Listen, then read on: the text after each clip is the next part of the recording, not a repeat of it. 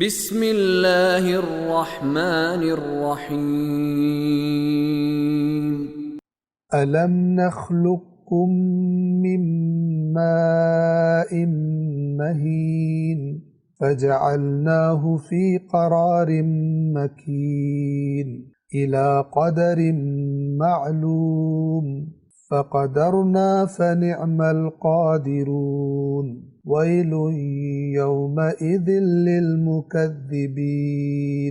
کیا ہم نے تمہیں ایک بے حیثیت پانی سے خلق نہیں کیا تو ہم نے اسے ایک محفوظ جگہ میں ٹھہرایا ایک خاص وقت تک، سو ہم نے اندازے مقرر کیے، تو ہم کیا خوب اندازے مقرر کرنے والے ہیں۔ اس دن جھٹلانے والوں کے لیے ہلاکت ہوگی۔ اور یہاں پہ اس کا تشابہ الخلق علیہم کا مطلب کیا ہے کہ ان پر اب واضح نہیں ہو رہا کہ کون سی خلقت اللہ کی بنائی ہوئی ہے اور کون سی خلقت جو ہے وہ انہوں نے جو شریک اللہ کے بنائے ہیں ان کی بنائی ہوئی ہے۔ قل، اے رسول آپ ان سے کہہ دیجئے، اس قسم کی جو نظریات بنا چکے ہیں اور اللہ کے شریک بنا رہے ہیں، اللہ جیسا خالق سمجھ رہے ہیں ان کو، قل اللہ خالق کل شیء، اے رسول ان سے کہہ دیجئے اللہ ہر چیز کا خالق ہے۔ تمہیں جو کچھ دکھائی دے رہا ہے، جو کچھ تمہاری نظروں کے سامنے ہے، کسی نے خلق نہیں کیا۔ ان کا خالق حقیقی اور خالق اصلی صرف اور صرف اللہ تبارک و تعالیٰ کی ذات ہے۔ قل اللہ خالق کل شیء، کہہ دیجئے کہ اللہ ہر چیز کا خالق ہے، وَهُوَ الْوَاحِدُ الْقَهَّارُ، اور وہی ہے کہ جو ایک ہے، یعنی اس جیسا دوسرا کوئی نہیں، اور وہ القہار، قہار یعنی سب پر غالب آ جانے والا۔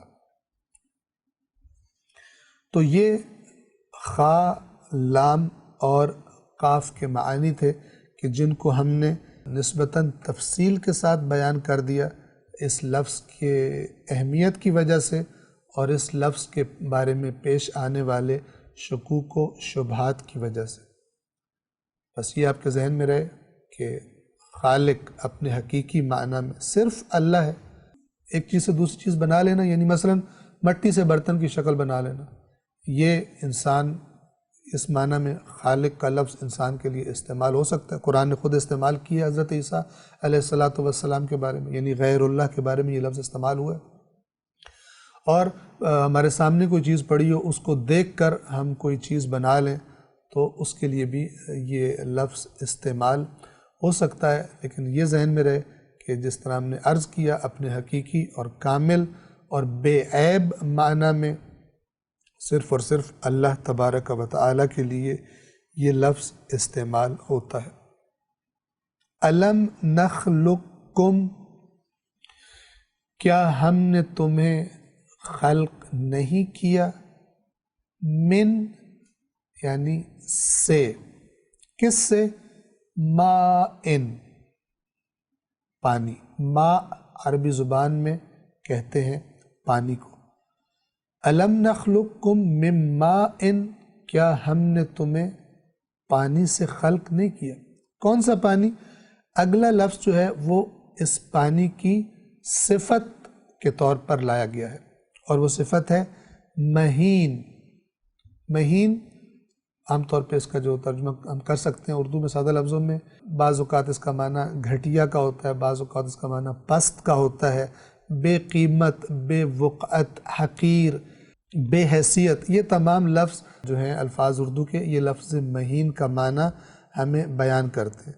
اور یہاں پر ہم نے ترجمے میں عرض کیا کہ کیا ہم نے تمہیں ایک بے حیثیت پانی سے خلق نہیں کیا۔ مہین کے جو حروف اصلی ہیں وہ ہیں ہا، واو اور نون، ہاؤن۔ قرآن مجید ارشاد فرماتا ہے وَعِبَادُ الرَّحْمَنِ الَّذِينَ يَمْشُونَ عَلَى الْأَرْضِ هَوْنًا، اور رحمان کے بندے وہ ہیں جو زمین پر ہون کے ساتھ چلتے ہیں۔ ہون یعنی عاجزی و انکساری، اپنے آپ کو بے قیمت سمجھنا، بے وقعت سمجھنا خدا کے سامنے۔ اللہ تبارک و تعالیٰ کے سامنے، اور یعنی وہ تکبر سے نہیں چلتے، اپنے آپ کو کوئی بڑی چیز نہیں سمجھتے، اکڑتے نہیں۔ صدق اللہ العلی العظیم۔